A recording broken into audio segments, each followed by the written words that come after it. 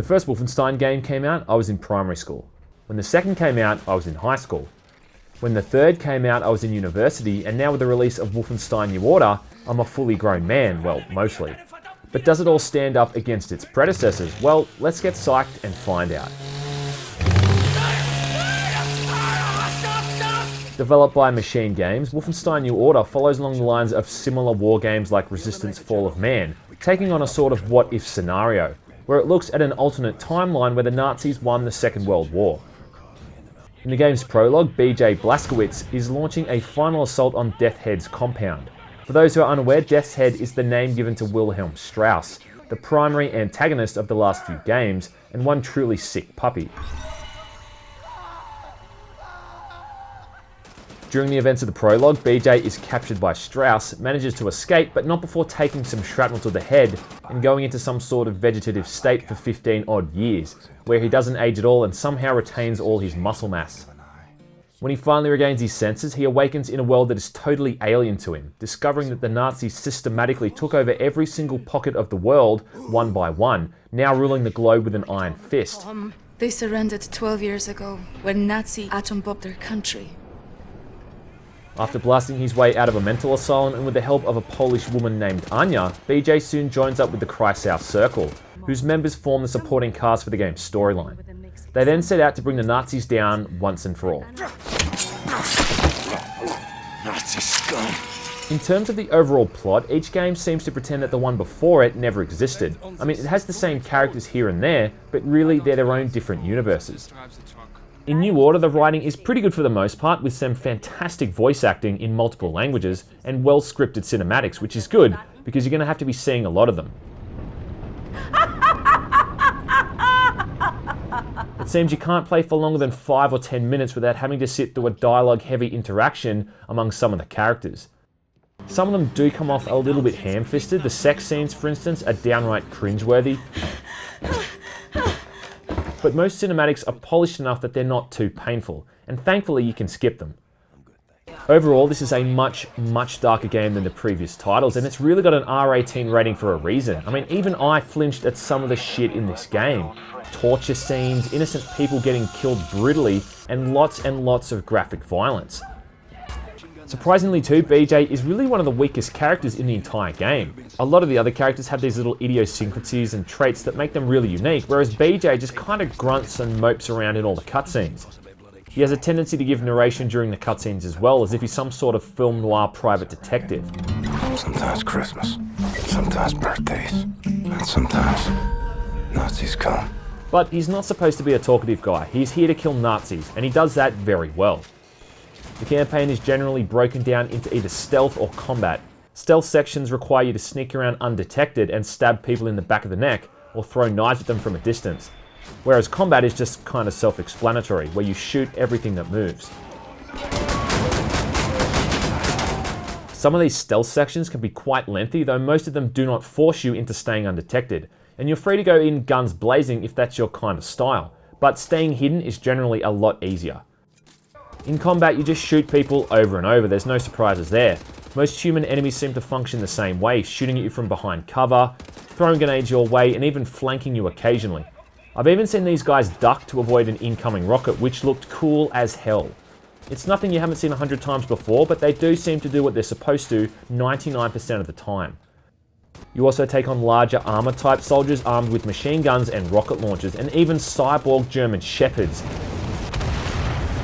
which are adept at annoyingly leaping at you and filling up the screen with their stupid faces. Killing all of these assholes is made much more enjoyable by a great, if somewhat derivative, weapon roster. Just like the good old days, you can carry all manner of pistols, machine guns, shotguns, and sniper rifles, all of which can be dual wielded, allowing you to cause all kinds of chaos.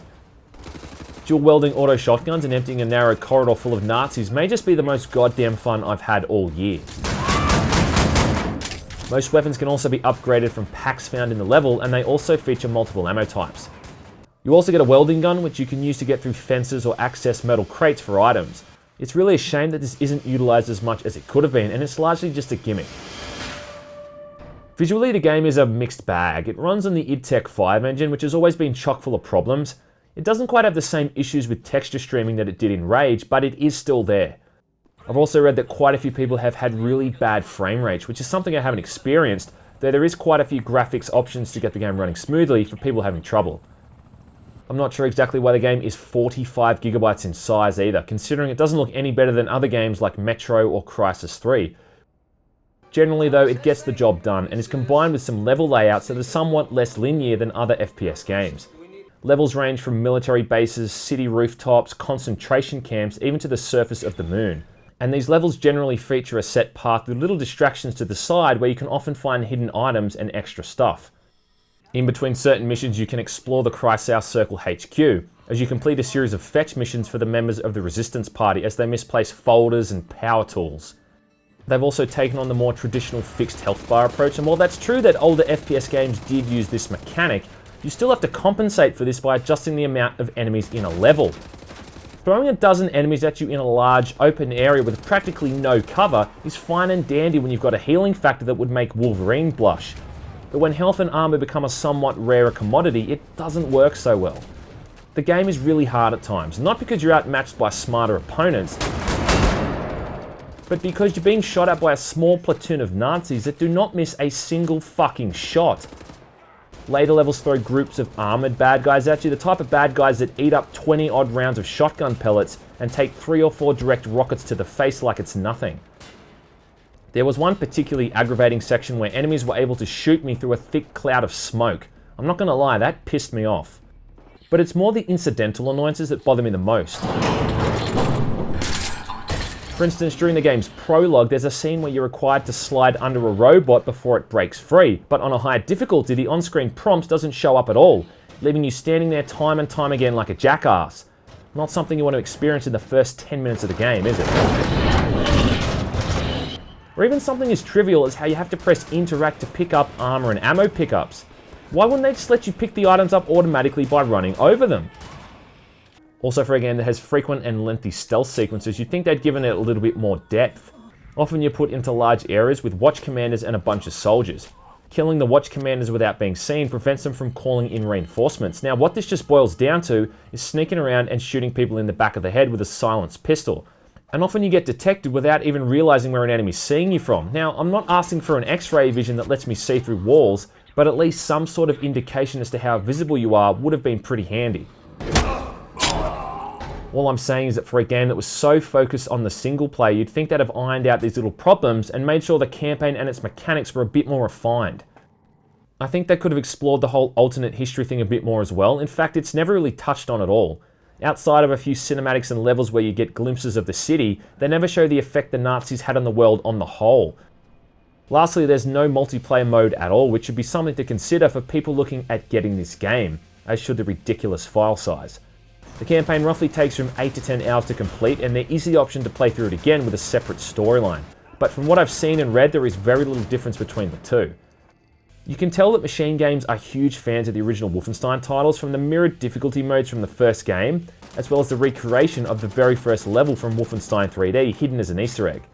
New Order may just be one of the best shooting games of 2014, that much is true, but it is not old school and not quite as original or fresh as it wants you to believe. Does this make it bad? No. In fact, if you think you can stomach the violence, gore, and downright depressing story, then there's absolutely no reason why you should not get Wolfenstein New Order.